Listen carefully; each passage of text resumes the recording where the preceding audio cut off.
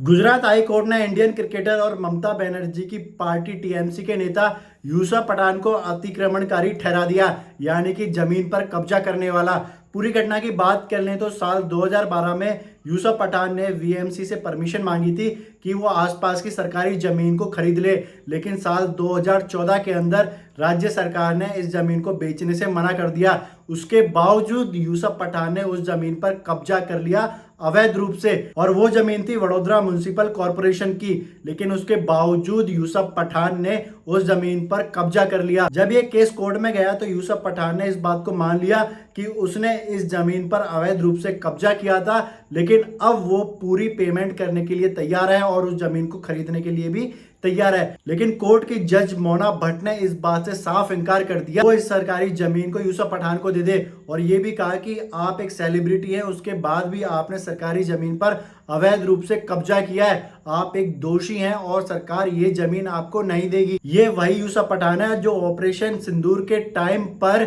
सरकार से जवाब मांग रहे थे और खुद देश के अंदर रहकर सरकारी जमीनों पर कब्जा कर रहे हैं।